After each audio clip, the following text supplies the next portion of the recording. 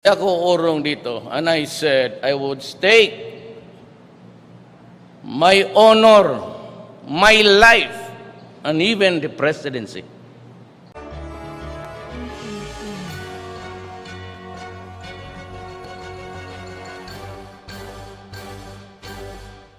Good morning, MPC. Magandang umaga, Presidential Spokesperson, Attorney Salvador Panelo. Good morning to all. Let me just brief you on the courtesy call of the Japanese foreign minister. He was received by the President of Davao City last February 9, where he conveyed personally the warm wishes of Prime Minister Abe, as well as Japan's commitment to further deepen and expand cooperation with the Philippines. The foreign minister likewise conveyed to the president Prime Minister's Abe's concern on the twin explosions in Mindanao. And he expressed Japan's condemnation of the terrorism and violent extremism and their commitment to assist the Philippines in combating the scourge of terrorism. And during that hour-long meeting, the foreign minister also reiterated Japan's sustained support for the Philippines' quest for just and lasting peace and development in Mindanao. He also extended felicitations for the success of the plebiscite, and he expressed Japan's commitment to rehabilitate and reconstruct Marawi and develop ARM, including, of course, the funding of the Road Network Development Plan for ARM.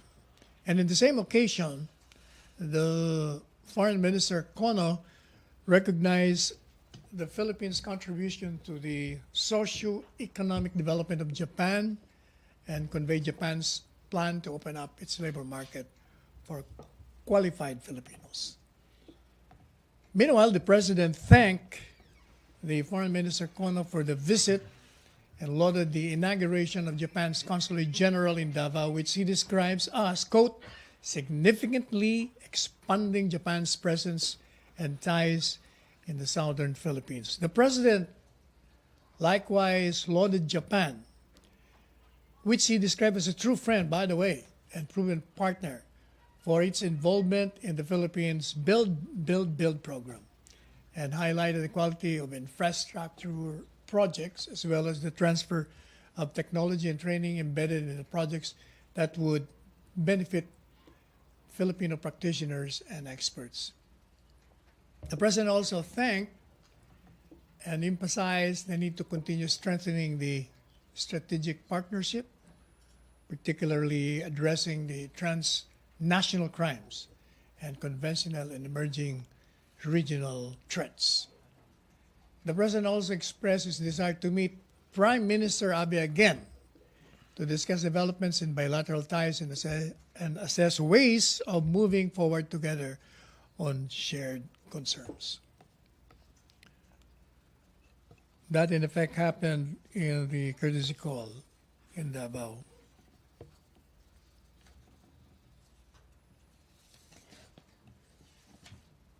I'm ready for any questions.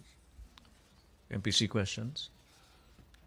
Oh, by the way, Jen? before that, there is a commitment by the United States of $300 million as intelligence support. And we, of course, welcome the United States commitment on this particular matter in fighting terrorism. It only shows that our military alliance with the United States remains very strong. As we all know by now, and the world, terrorism knows no boundaries, politics, religion, and creed. It is the new evil in the world that strikes at every country and every continent. And all member nations of the United Nations really should help and cooperate with each other to combat and crush terrorism. Of course, in Mindanao, as we all know, the terrorists apparently have gained a foothold in that region. And they have unleashed, in fact, bombs that killed our soldiers as well as civilians. While they may have created fear and anxiety on the part of the inhabitants, nevertheless, if you also notice, they were not intimidated nor cowed in exercising the right of suffrage during the last plebiscite. And we would like to assure the public that our armed forces are relentlessly pursuing these mass murderers, even as some of them, as we all know by now, have been criminally charged and presently detained. So we hope that the security measures provided by armed forces of the Philippines will provide the appropriate and necessary protection for our people. And we call on the people of Mindanao specifically to be vigilant and to report to authorities any terroristic act or any suspicion that any act of terrorism will be committed, so that this can be prevented. Any suspicion at all that will endanger their lives, their limbs, and their properties. The best way really to fight terrorism is for all of us to be vigilant and to help our authorities by providing information leading to the discovery of any plot or plan to execute acts of terrorism. And as for Joe Masison, by the way, he has again issued another statement. And it appears to us that he is again in his usual daydreaming mode. Because instead of welcoming the offer of peace by the president, albeit conditional. And in fact, if you remember, this is not the first time that the president has made that offer. In fact, that's a continuing offer ever since. He said, we're open to peaceful negotiations provided that, one, you stop assaulting our soldiers and the police officers while we are negotiating on the table, and you stop extortion activities, meaning to say collecting revolutionary taxes. Instead of welcoming this, Mr. Sison considers it as an insult to them. He said that they cannot stop their collection of revolutionary taxes because their government needs this for administration and other social programs. My reaction to that is, oh, I didn't know that they have a government. You must remember that for 52 years they have tried to overthrow the political order, but they failed.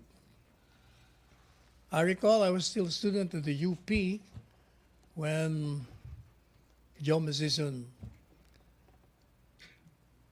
initiated a noble cause that moved hundreds of bright students marching to the beat of his drums. And in fact, lives were snuffed. And presently, some of them have survived. And like Sison, at the twilight of their years, hoping still that they can overthrow this government, and for that matter, succeeding governments. But it's a pipe dream. I think it's about time that Joma Sison realizes this, and he should join the ranks of heroic men and women who fought for their country from enslavement. And accept at this time that he can no longer actualize or realize that dream. There is no dishonor in accepting defeat. There is another mode for change. Gandhi has shown that through peace. Martin Luther King has also made an example of how peaceful change can effect changes. So we call on Joma Sison that it's about time that he contributes his talent and expertise for the betterment of our people and the country he loves so dearly. Because if he loses this opportunity, as I said in my statement, he might just be dumped into the dustbin of history and will remain a footnote in history. I'm ready for questions. Thank you, Secretary Panelo. Miss Jen, then after Jen, Nestor. Mike, please. Thank you. Oh, I thought it was going to be Acer. Okay, Acer second. Sir, you mentioned the president is interested to meet with the Prime Minister Yes. Abe. Will he visit Japan soon? No, he just expressed his willingness to meet with the Prime Minister. We will be waiting, of course, for the response of the Prime Minister. Sir, also, can you provide details about Japan's policy to open its labor market to Filipinos? How many Filipinos will benefit from this program? I think the question should be directed to Secretary Bello because he is very familiar with that. That's his term. Sir, last, dun sa military support to fight terrorism, how will Japan assist the Philippines? Will this be through military exercises or acquisition of defense equipment? Maybe both. Well, they have not particularized in detail exactly how they will help us, but we welcome all kinds of help. As I said, all nations of the world must unite to combat terrorism. Thank you, Jen. Acer? Acer, Oh, wala. Wave down muna, sir. Nestor. After Nestor, Ina. Nestor, please. Morning, Secretary. Nestor. It's now a day before the 90-day campaign period starts tomorrow. When will the President release his official senatorial slate? He has not made any statement on that. Hopefully, he will. But until such time, we cannot speculate on whom he will support. But Except for the names he already mentioned. But you are confirming that the President will have his own senatorial slate. What he said was, I'm going to campaign for my preferred candidates. That's what he said. Okay, sir. Kasi ngayon, sir, the President is officially endorsing 3 slates. The PDP Laban, his supposed senatorial slate, and his daughter's hugpong ng pagbabago. How do you think this will affect the chances of administration candidates in making it to the Magic 12? Well, in the ultimate analysis, it would be the electorate who would decide. Follow-up lang, sir. The President is the chairman of the PDP Laban. Why is there a need for him to make his own senatorial slate and hindi na lang kumpletuhin yung top 12 candidates ng PDP Laban since member naman siya nun and chairman naman siya ng PDP Laban? Well, that is his personal preference, so I don't think we can stop him from so doing. Thank you, Nestor. With regards doon sa sa topic, Ina, Hannah, and Henry. A follow-up to Nestor, sir. Yes. Sir, can you explain to us first how it will work? The 3 slates that will be supposedly carried by the president. Iba-iba kasi po yung, I mean, they're not campaigning for the same candidates. How will it work? I think what he's doing is he's presenting certain candidates that, to his mind, would be good material for the Senate. So anybody from those lineup would be good for him. Let's say the total number of candidates endorsed by these 3 slates go beyond 20. He will campaign for all those 20, more than 20. For example, if mag-exceed, ganun po ba yun? But the president has already said that he will have his own preferred candidates. So we're sticking to his own preferred candidates, I think and so. I'm assuming you're pertaining to the personal slate that he talked about before. Yes. Unless, of course, he made an official statement that these are the people that he will campaign for.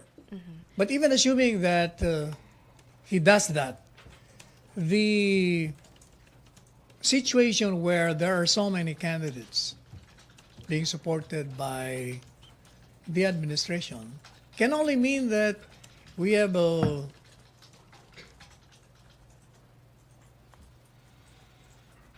large number of highly qualified candidates that any one of them winning will make the president pleased and confident that it will support any measure that will redound to the benefit of the Filipino people. You know, you must remember that even if a president, and this was during the previous years, even if a president endorses an entire slate, there never was in the history that an entire slate wins or won. There is always somebody outside of the slate that gets the approbation of the people. So I don't think there is any danger or harm with respect to the other candidates that the president will endorse. No, sir, it's not that about harming the candidates. It's more of who will the president be endorsing? It's still unclear, sorry, sir. Is it his personal slate? Is it also the hugpong? Is it also PDP? Because I understand he will be attending the launching on Feb 14 of PDP Laban, and yet he will also come up with his own personal slate. Again, as I said, if he, for instance, supports the 3 slates, then it only means that he has a deep bench of senatorial hopefuls. So regardless of who among them wins, okay pa rin sa kanya yun. Sinasabi niya lang sa mga tao na, ito, okay lahat ito, bahala kayo kung sino gusto nyo, kahit sino sa kanila, pwede sa akin. I don't think merong doon. And I think that even the candidates would want that. Thank you. Thank you, Ina. Follow-up lang doon sa same subject matter kay Hannah, Henry, and Chona. Doon sa same subject matter. Hannah, please. Sir, can we expect Yes. sa Feb 14 na yung mga preferred candidates ng Pangulo doon na rin magsasama-sama? Which one is Sa this? Feb 14 kung saan yung launch, sir, na aatin na ng Pangulong Duterte. Dun sa mga susuportan niyang kandidato. Ibig sabihin, halo-halo yun. May PDP, may hindi. Basta yun yung mga preferred candidates niya. Hindi ko alam yung February 14, saan ba siya supposed to be attended? Sorry, Kung PDP pala yun. PDP laban lang nandun. So, hindi kasama yung iba pang I don't think preferred. so. If it's being launched by PDP, I don't think they will allow other candidates. Unless in-invite din ng PDP. I don't think. Kung kumpleto sila, I don't think they will invite. Hindi pa sila kompleto, sir. Thank you, Hannah. Henry, then Chona. same topic. Secretary, good morning. morning. Ang Pangulo po nag-endorso na nung basically tatlo. Secretary Bongo, Secretary Tolentino, and General Bato de la Rosa, and well, last week si JB Ejercito na kandidato niya. Anong pagkakaiba ng pag-iendorso sa pangangampanya? Is he campaigning already for those 4 candidates? Well, you can say by endorsing it, he's telling the people this is my personal choice. You must remember na hindi naman illegal gawin yun. Wala pa eh. Hindi pa naman campaign period. Expressing one's preference is So it's one way of interpreting na this is my candidates, vote for them. yeah, in a way, yes. Kung gusto niyo. Kasi Opo. hindi mo mapipilit ng tao kahit pasabihin niya kung ayaw naman ng tao din. And mayroon po siyang pagbabawal sa inyo, sa In mga fact, cabinet. narinig ko yung sabi niya, kung ayaw niya naman, diwag. And may pagbabawal siya sa inyong mga cabinet officials na huwag makikialam, huwag mangangampanya for... Ang sinasabi niya, kasi prohibited na nga for any government employee to campaign for or against during the election campaign. Inuulit niya lang yung batas. Sabi ni dating CHR Commissioner Eta Rosales, kung ayaw ni Pangulo na pagkampanyahin kayo, bakit siya naman ang nangungunang magkampanya para sa mga kandidatong Eh, ito? wala pa nga prohibition eh.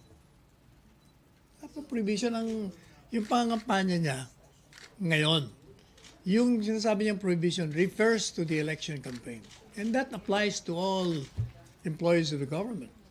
Because under the law, it's prohibited to campaign for, against, or use any resource of the government in support or against any candidate. Kailan ho to take effect itong... Kailan ba yun? Darren? Tomorrow is this Tomorrow official na? start of... Yeah, tomorrow. So, will we expect the President, wala na siyang magiging endorsement, pronouncement, Most starting likely. tomorrow? Most likely, kasi yun ang batas eh. So doon sa kumu-question sa Pangulo sa pag-i-endorso niya, ano ang pala statement diyan? Kumbaga masyadong premature yung mga criticism na hindi pa nga labag sa batas ang mga endorse or mga kampanya at this time. All right. Salamat, Henry. Chona, same issue, same subject matter. RJ, ganun din sa'yo. Okay. Chona, then RJ. Sir, pakibuo daw ng quote dun sa... Alin doon? Which one? Hindi. Yung alin?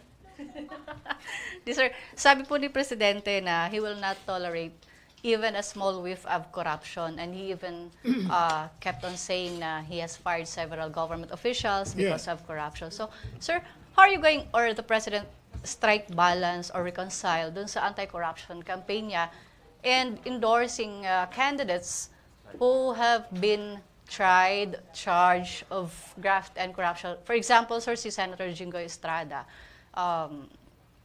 he was tried dun sa graft and corruption sa pork barrel funds.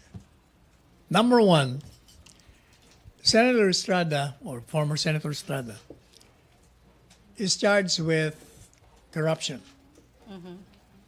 And the Constitution says, unless you are convicted by final judgment, you are presumed to be innocent. So the presumption is Estrada is innocent.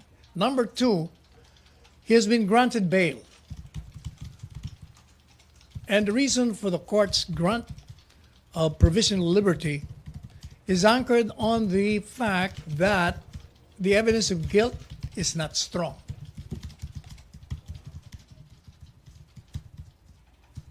So you cannot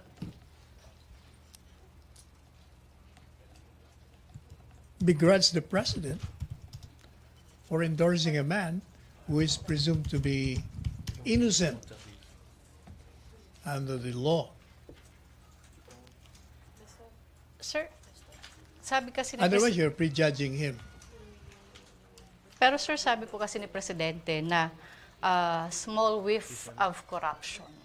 Yeah, small V. Pero hindi ba sinabi ko na noon, pag sinabi ni Presidenteng small V of corruption, inimbestigahan niya na yan. Kasi bago naman siya, before he fires people, meron nang dumarating sa kanya impormasyon at pinapa-imbestiga niya na kagad. Hindi naman lang yung sinabi, Mr. President, may kurap yan. He's fired. Hindi naman ganun ang Presidente. You must remember he's a lawyer. He has been trained to evaluate evidence presented before him. Hindi ganun si Presidente. Okay na, Jonah. Okay na. Same topic. Sige. Nakapila si RJ. Si RJ muna pagkatapos si Nestor. Sir, what specific qualifications does the president look at when it comes to endorsing officials or candidates?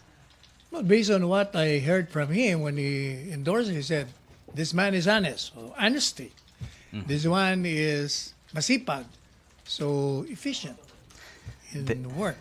Therefore, Mr. Estrada is honest. The presumption he is because he's not been convicted. What if I ask you now? What if he would be acquitted? O edi lahat tayong Mr. nagpipredyan sa kanya. Tinapon yung sinampal tayo sa mukha. Yung pala, hindi naman pala siya guilty. Mr. Estrada is facing several corruption cases. Yes, but the Constitution says every person charged with a crime is presumed innocent under the law. And to the palace, that's not a whiff of corruption. As I said, a whiff of corruption doesn't mean a reckless receipt of an allegation of corruption and a decision to fire the person subject of that information. The president, as a lawyer, investigates any allegation of corruption before he makes a move. So in that case, are you defending Mr. Estrada? I'm telling you what the Constitution says because your question assumes that he's already guilty. It's very unfair for everybody. We've been saying that in my practice of law, even before joining the government, you cannot be assuming and presuming and spreading the guilt of a person unless he has been finally convicted. And you will only appreciate this when you yourself is charged and people start saying that you're guilty. We have to respect the Constitution. We have to bow to the majesty of what the Constitution says. The presumption of innocence prevails, regardless of who you are, whether you're an ally or a friend. Otherwise, meron tayong chaos. May anarchy tayo pag hindi na tayo sumusunod. All right, sir, I just need specific details on U.S. government commitment of over 300 million pesos. RJ? There is no specific detail yet, RJ, because ano pa lang yung general Pero commitment. who communicated to the government that they are committing this amount? I'm not sure either with the Secretary of Foreign Affairs or Secretary of National Defense. Who from the U.S. government? Hindi ko alam. Hindi ko pa alam yan. But how did you get the information? From Secretary of National Defense. All right, thank you. Okay. Doon muna tayo sa topic pagkatapos last two questions about doon sa issue. After that, other matters, Maricel. Nestor, Julie, and other matters kay Maricel. Secretary, because we are talking here about whiff of corruption, the President has fired several government officials who has not been convicted and tried for the alleged corruption. How is Jingoy Estrada different from these cases? The difference is the President, to my mind, has not received any evidence of corruption vis-a-vis Mr. Estrada. First, he is not a member of the cabinet. He is a member of the legislature at the time. Second, he was not yet president at the time of the alleged commission of corruption. Will this not affect the President's tough stance against corruption, knowing that former Senator Estrada is facing several cases in court? No. The survey will tell you that the President has made many perceived to be unpopular decisions, and yet the survey remains very high. In other words, Filipino people trust this man. They're confident and believe in his judgment. And ultimately, it's the people who will decide anyway. Thank you, Nestor. Last question na tayo tungkol doon sa topic. Julie, please. Sir, you mentioned that a whiff of corruption is not necessary and is not just a reckless allegation of corruption against former Senator Estrada. What does the palace? How does the palace define the term reckless allegation, where in fact Senator Estrada is facing several charges for plunder before the Sandigan Bayan? Is that reckless, sir? I think you were not listening to what I said earlier. I said the corruption charges against the former senator happened at the time he was a member of Congress. It happened when the president was not yet the president. So there is no allegation of corruption given the president, or has he received any information or evidence relative to whatever corruption as allegedly he committed. So madalit sabi, wala siyang alam doon. So as far as he's concerned, anong magiging basis ko? I know there is a corruption charge, pero that is being tried in the court. And as a lawyer, he will tell you, I know that he's to be presumed innocent. Now you want me to exercise my own judgment? Give me evidence. Wala pa eh. Paano? You cannot blame the man.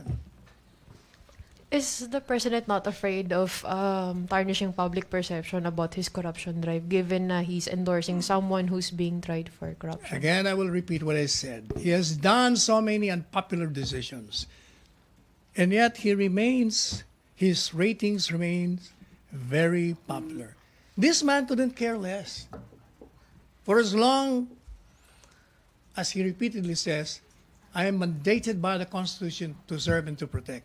Any action that I make will be on that basis alone. Okay. Thank you, sir. Okay. Thank you, Julie. Last two questions tungkol doon sa... Still, bago tayo mag-other issue, last two questions. Christine, tapos Henry. Christine, Henry. Sir, just to Christine. clarify. So, since it's the president has parang personal preferences when it comes to Pala tayo candidates. tapos doon. No, Sige. I just Last two, sir. wanna clarify. Okay. So, is it safe to say na walang administration slate but a presidential slate instead? Ganun siguro lalabas doon.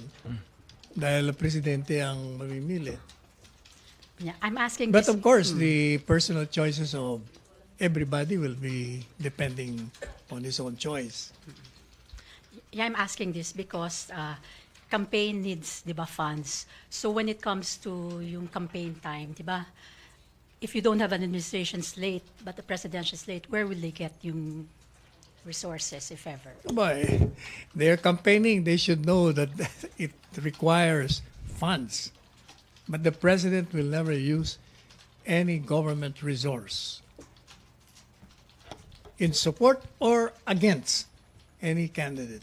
Stricto siya dun. It's just like an endorsement lang, and it ends there. He made the endorsement during the time na hindi pa naman prohibited.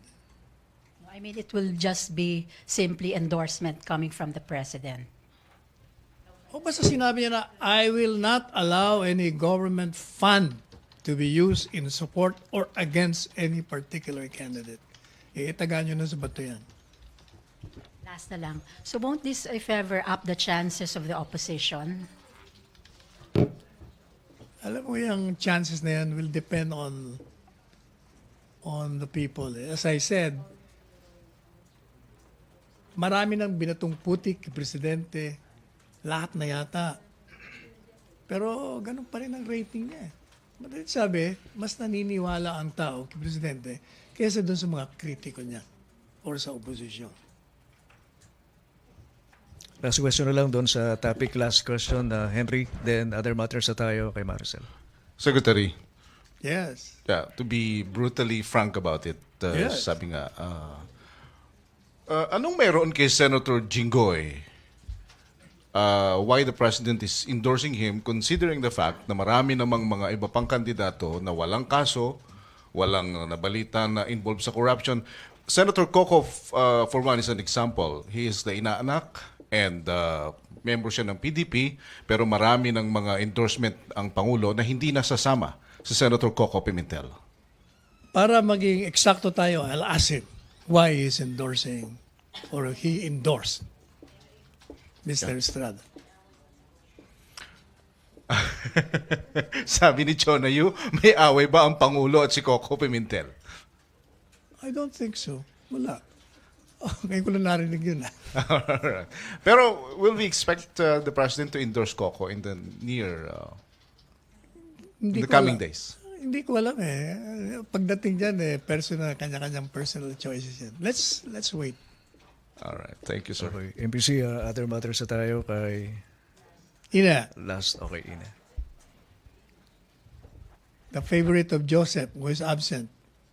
Sir, kanina sinasabi niya si Senator, innocent until proven guilty. How about in the case of Amy Marcos, sir, who the President also said he is endorsing her family accumulated ill-gotten wealth which the government continues to recover? According to the President, she is helping Amy because she is indebted to her. Because she is only one of two governors who helped him in the campaign. Utang na loob yata yung kanyang reason. So in Amy Marcos's case, the President is willing to overlook yung issue of corruption. In the first place, Amy is not charged. So, kung yun nga nakademanda, presume innocent, lalo na itong hindi naman nakademanda, wala naman siyang charge ng crime. Wala. Thank you, sir. Thank you. MPC, shift na tayo. Okay. Maricel, tapos si Cathy. Hi, sir. Good morning. Hi, Sir, Sel.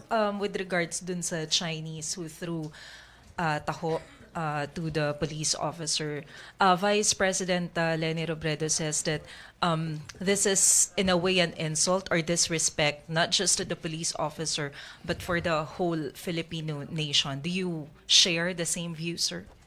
I think I will follow the line of Secretary Teddy Boy Locsin on that matter. He issued a Twitter on that. See Secretary Locsin, he said that let us not blow up this issue. That particular incident happens almost anywhere. Kumbaga, wag na natin palakihin. But Moreover, she has been charged, one. Number two, I think they're considering her deportation.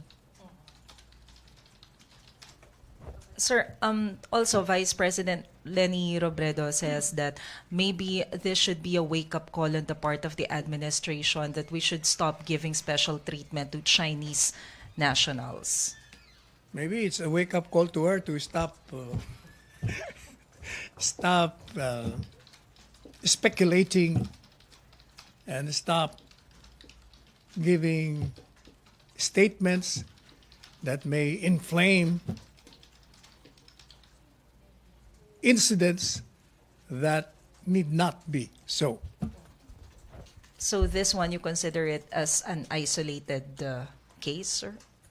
I think so. I have not heard of any other incidents, publicly. But there have been rudeness on certain nationalities. And it's not limited to Chinese. Koreans do that also. Japanese. Siguro depende. Kasi kung minsan rude din yung tao, Pilipino. So, nagtitrigger ng conflict between the two. But foreign nationals who sojourn in this country should always behave. Otherwise, they're subject to loss and deportation. We will not allow them to disrespect authorities or violate any law or ordinance in this country. Thank you, sir. Thank you, Maricel. Cathy?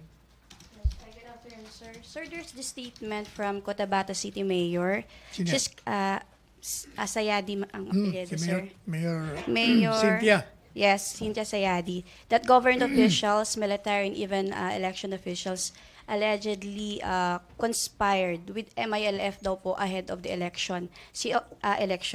January 21 plebiscite. She also claimed that voters were not able to vote because they were being harassed and intimidated by members of the MILF.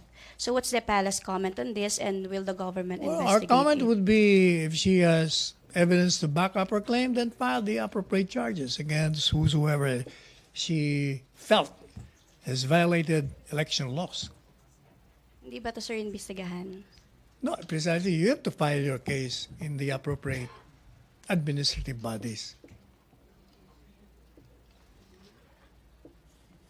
RJ. RJ. Sir, update on rice tarification bill. Again, what's holding up the signing? I don't know if it's already signed. I will ask the executive secretary. But I mentioned in the last time Yes, that yes. most likely it will be signed because when he met with the farmers, he said, I can understand where it's coming from, but it's the greater interest, the But, greater good. So, ibig sabihin, pipirmahan niya. Aside from those reasons, sir, are there any other possible reasons that may hold up the signing of the... No, I don't think so. All right, thank you. Thank you. Pastor, Viber question lang tayo bago sa'yo. Sir, Viber question lang po. There is a new group involved in Ponzi scheme. You want? Ponzi Which scheme. Ponzi? Ano yun? Operating in Mindanao just few years after the Aman. Sir, Futures scam was exposed. The group, which called itself the Kappa Community Ministry International Incorporated, is involved allegedly in recruiting members, luring them to donate 5,000 to 2 million pesos for 30% monthly return of investment. Malakas daw ang loob, sir, nitong grupo kasi the group is even name-dropping the president, kaya hindi makagalaw yung mga authorities. Anong reaction daw No, dito? my advice to them is if you feel there are violations against any law, then you should file charges. Thank you, sir. Nestor? Nestor? Yes, sir. Representative Andaya has vowed to join Senators Lacson and Drilon in questioning before the Supreme Court the veto message of the President. Should it reflect the restoration of the 75 billion allegedly inserted by Budget Secretary Diokno? Because yesterday in a statement, Representative Andaya accused Cabinet Secretary Nograles and Diokno of orchestrating to restore the 75 billion. How does Malacañang view this possible questioning of the 2019 budget before the Supreme Court? It's their right to question anything that they feel should be subject to a petition before the Supreme Court. That's their right. And in fact, that's their duty if they feel tama sila. Let the Supreme Court decide. How about Malacañang's reaction that Cabinet Secretary Nograles and Secretary Diokno are orchestrating to restore the 75 billion allegedly described as a pork? I'm sure Mr. Diokno and Mr. Nograles have the competence and the expertise to respond to the allegation of Mr. Andaya. Will this not affect government programs if ever it will be questioned before the High Court? I don't think so. Ang pag nag-file nga naman ng kaso, unless you're restrained by the Supreme Court. Okay na, Thank you, sir. Thank you, sir. Sir, total nasa budget tayo. Viber question from Rosalie Cos. Anong masasabi tungkol sa mga pork insertions na nananatili pa rin umano sa budget 2019 ayon kay Lacson? Kailan po lalagdaan ng Pangulo ang budget? Like I said before, yung sinasabing insertion, dati nang nandun yun na nire-distribute lang. Number 2, kailan pipirman? Malapit na siguro yun kung di ba gusto ni Presidente nga na ma-approve. So, it will be signed as a matter of course. But the President, as we said, will be scrutinizing every phase, every provision of the budget. He wants to be sure that it is in conformity with the Constitution. And he will veto anything that he feels is not correct or irregular. Thank you, Secretary. Cedric, tungkol sa budget. Okay. After Cedric, last question kay Daniel. Sige lang, Parang last question. 30 minutes ago, narinig ko na yung last question. Hindi, sa ibang topic yun, sir. Sa ibang topic. May other matters. Sige, sa budget muna tayo. Sa Daniel, tapos Cedric. Budget din, Bernadette? Other matters. Sir, good morning. Sir, Good hindi po ba morning. nakikitang unconstitutional yung parang kine-question ng mga lawmakers yung veto power ni Presidente? Sa palas po ba, hindi ba natin nakikitang masama ito? How can you question the veto power that's lodged in the Constitution? It's there. It's a power of the president to veto. What they can do under the Constitution is to override the veto. You don't have to go to the Supreme Court. The president vetoes a measure, then Congress can override the veto by the required number of votes. May mechanism. Okay na, Daniel. Sa budget, balik tayo kay Cedric. After ng budget, last question kay Bernadette. Okay, Cedric, please. Sir. Yes. Sir, morning, sir. Sir, at the moment, sir, is it in the realm of possibilities that the president may veto the whole budget itself? It's in the realm of speculation.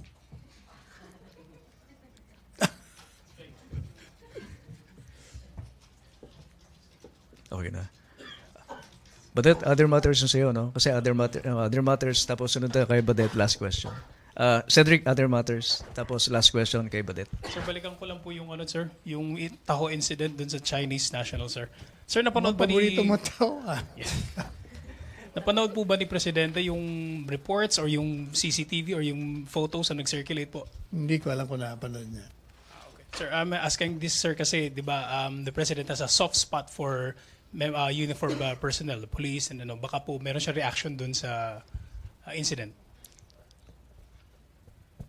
Di ba sabi ko sa inyo, the president is always outraged by any kind of oppression. And as I said earlier, na-demanda na, nabit-bit na sa presinto. Now she's facing deportation charges. Ang ayaw ni Presidente yung you commit an oppression or oppressive act from his point of view, tapos walang nangyari. Kumbaga pinabayaan lang. Pero given the situation, palagay ko you'll just wait kung ano nangyari. Thank you, Cedric. Last question, Bernadette. Sec, would you know po the reason behind the issuance of the memorandum circular by the palace reminding government units to ensure timely completion of infrastructure projects po? Oh, it should be that way because there has been delays in the implementation of projects. And as we know, delays will hamper the services that are supposed to be provided by the government. Pag na-delay yung mga proyekto mo, di may problema ka. So is it safe to say that the President is frustrated about the pace of implementation of infra projects, particularly those under build, sir? Hindi ba? Di ba I told you about his frustration over the requirements, yung tagal, yung sa conversion. Siyempre naiinis siya kasi si Presidente hindi siya mahilig sa mga protocol Gusto niya diretso kagad That is precisely why he was telling us, all of us, he was telling the nation that, you know why I'm appointing these generals? Because sila galaw kagad, hindi yung mga sibilan. Nakikipag-argue pa sila, sir, di pwede yan, sir, di ganito. Sila, gawa kagad. Kung nakita nilang may problema, ginagawa nilang paraan para mawala yung problema. But sir, does the palace know the reason behind this delays po of infrastructure projects po? The reason of the delay, as we already said, merong mga restraints. Legal restraints. Kung minsan naman, bureaucratic red tape. Di ba sinabi niya na, kung minsan, yung mga papel niyan hindi gumagalaw kasi nag-aantay ng lagay. Corruption. O kaya, he issued that memorandum. Kumbaga, he's warning everyone. Huwag nyo nang gagawin yan. Yan ang ibig niya sabihin. But sir, is the memorandum circular also in relation to the economic manager's bid to request for an exemption of infra projects from election spending ban po, which will take effect on March po? The economic managers know na hindi po pwedeng mga construction during the election campaign unless merong exemption. So, related nga siya, sir. Wala akong makitang koneksyon. Okay. Sige, thank you, sir. Salamat, Badet. Pahabol na lang, Cedric. Pahabol na lang. Sir, yung po sa kaso ni 19-year-old Ashley Abad, yung allegedly, Ashley Abad po, allegedly na matay daw due to ingesting drugs. Yung Cebuana? Yes, sir. Girl, yes. Opo, sinabi ng regional director po sa Region 7 na tinawagan daw po siya ni Pangulo para ipa-arresto yung boyfriend, sir. Can we confirm, sir, na there was such phone call tsaka kung ano po yung instruction? I have to confirm that. Ngayon ko lang narinig yan. Maraming salamat, Presidential Spokesperson, Secretary Salvador Panelo. Thank you. Maraming salamat, MPC. Back to Radyo Pilipinas and PTV.